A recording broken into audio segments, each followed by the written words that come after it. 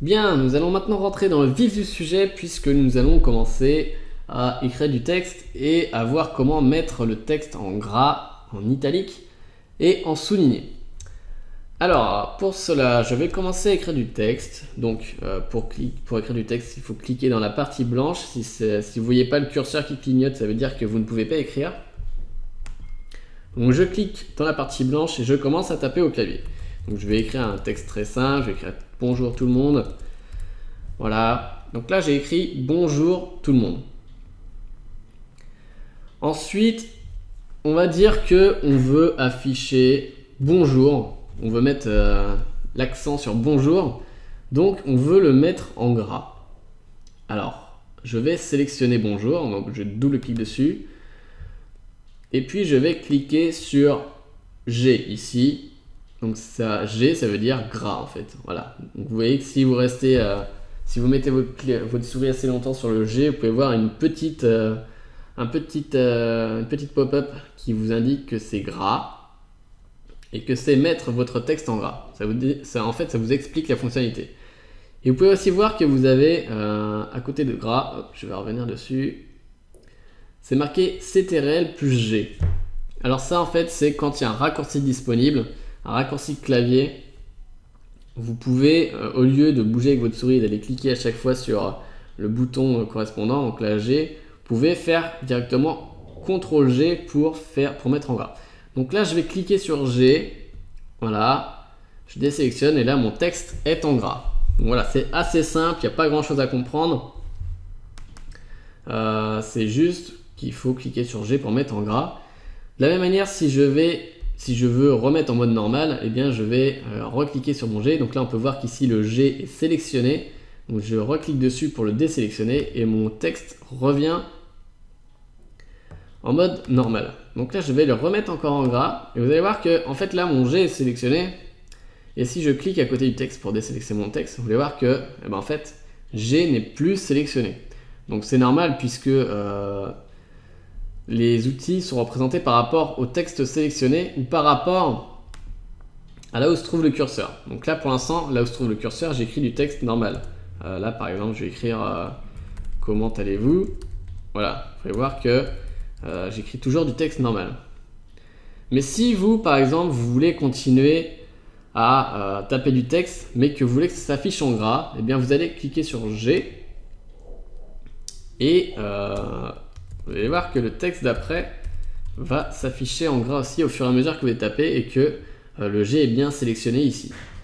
Donc voilà, c'est le même fonctionnement pour à peu près toutes les fonctionnalités. Vous verrez que l'état représenté soit représente le texte que vous avez sélectionné ou soit représente le texte là où est le curseur. D'accord? Donc là, j'ai mis deux mots en gras. Donc là, si je sélectionne toute la ligne, vous allez voir que là, il ne va pas me montrer le G sélectionné. Parce qu'en fait, ma sélection n'est pas totalement en gras. D'accord? Donc si je clique sur gras, il va tout m'enlever, parce que j'avais déjà quelques parties du texte en gras. Et si je reclique dessus, il va tout me mettre en gras. Voilà, c'est assez simple. Maintenant, vous allez voir une chose qui s'apparaît depuis tout à l'heure, c'est quand je double-clique. Alors pour sélectionner un bout de texte, je double-clique dessus. Quand je double-clique, j'ai un petit panneau qui s'affiche au-dessus. En fait, c'est tous les raccourcis très utiles qu'on va utiliser le plus souvent. Donc là, vous pouvez voir que en fait, ça représente ce panneau-là, en fait, dans la barre, dans le ruban, qui représente la partie police de caractère. Donc si je reclique dessus, vous voyez voir que en fait, il s'affiche directement au-dessus. Donc ça nous permet d'aller faire moins de kilomètres, si je dirais, avec votre souris pour aller chercher les fonctionnalités les plus courantes. Donc de la même manière, vous cliquez dessus, vous pouvez cliquer sur G et c'est exactement la même fonctionnalité qu'il y a ici, d'accord? Toutes les fonctionnalités qui se trouvent dans ce panneau-là sont exactement les mêmes qu'ici. Mis à part le bouton style qui représente les fonctionnalités qui sont de ce côté-là. Voilà. Donc là, on a vu comment mettre en gras. Donc maintenant, on va voir comment mettre en italique. Donc c'est pas beaucoup plus compliqué. Il suffit de... je veux mettre mon en italique, donc je double-clique dessus pour le sélectionner. et puis je vais cliquer sur I. Donc on peut voir qu'il est un peu de travers comme la tour de Pise, donc ça veut dire qu'il est en italique. Voilà, si on reste en dessus, on nous indique bien que c'est italique. Donc je clique dessus et là on a monde qui vient en italique. Donc de la même manière, je peux le désactiver. Donc, soit je clique dans ce panneau là, soit je vais cliquer en haut et je reclique sur I pour remettre en mode normal. Donc je vais le laisser en italique. Voilà, je vais resélectionner. Donc si vous avez vu la vidéo précédente, je vous ai montré plusieurs moyens de sélectionner votre texte. Donc là je le mets en italique, je reclique dessus. Voilà. Et puis, dernière fonctionnalité, on va vouloir souligner un texte ou une partie de texte. Donc là, je vais vouloir souligner aujourd'hui. Donc là, évidemment, on va cliquer sur S, qui veut dire souligner. Donc en plus, on peut voir qu'il y a une petite barre en dessous de S pour bien montrer que c'est souligné. Voilà, on a du texte qui est souligné. Donc c'est pas très compliqué. Voilà, si vous voulez annuler de la même manière, on reclique sur le S pour l'enlever.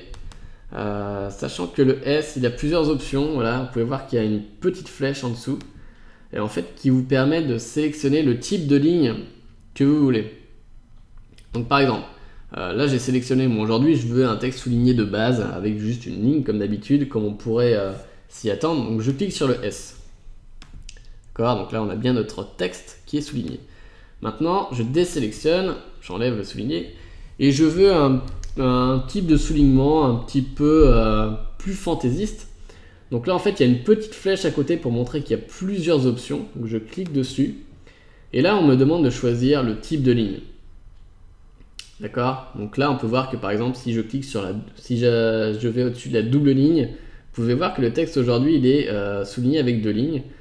Là avec une ligne un peu plus épaisse, ici avec des pointillés, là avec des tirets, là avec un enchaînement de tirets courts et de tirets longs et ainsi de suite. Voilà, vous pouvez choisir. Bon, en général on se contente de mettre un soulignement, mais il se peut que vous ayez envie de diversifier le type de soulignement suivant ce que vous voulez exprimer par là.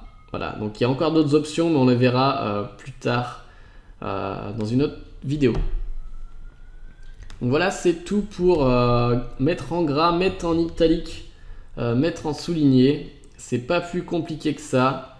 Vous allez mettre il vous suffit de sélectionner vraiment la partie de texte que vous voulez. Je peux même sélectionner en fait juste quelques mots et cliquer sur gras, italique ou souligné. D'accord, et là vous allez mettre vraiment que la partie sélectionnée en gras. Voilà, donc à tout de suite dans la prochaine vidéo.